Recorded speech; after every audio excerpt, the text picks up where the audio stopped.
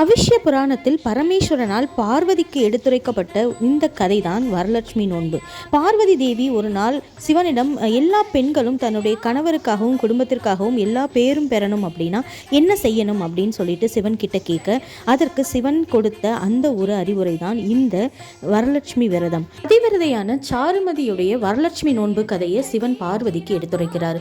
இந்த கதையில சாருமதி அப்படின்ற பொண்ணு ரொம்ப காலத்துக்கு முன்னாடி லக்ஷ்மி தேவியை ரொம்பவே மனதார உருகி வணங்கினதாகவும், அவளுடைய பக்தியை பார்த்து அகம் மகிழ்ந்த மகாலட்சுமி தேவியார் அவளுக்கு எல்லா நலன்களும் எல்லா வளங்களும் கிடைக்கட்டும் அப்படின்னு சொல்லி ஆசி வழங்கியிருக்காங்க. இந்த வரலட்சுமி விரதம் ஆவணி மாதம் பௌர்ணமிக்கு முன்னாடி வரக்கூடிய வெள்ளிக்கிழமையில கொண்டாடப்படுது.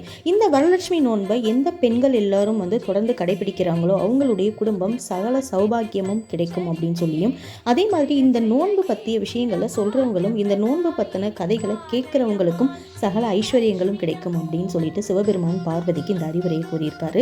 இந்த நோன்பு பற்றின முழு விவரங்கள் தெரிஞ்சுக்கிறதுக்கு நம்ம சேனலில் வீடியோ இருக்குது, அதை பார்த்து தெரிஞ்சுக்கோங்க. இந்த வீடியோ பிடிச்சிருந்துச்சு அப்படின்னா லைக் பண்ணுங்கள். இதே மாதிரி வீடியோஸ்க்கு சப்ஸ்கிரைப் பண்ணிக்கோங்க.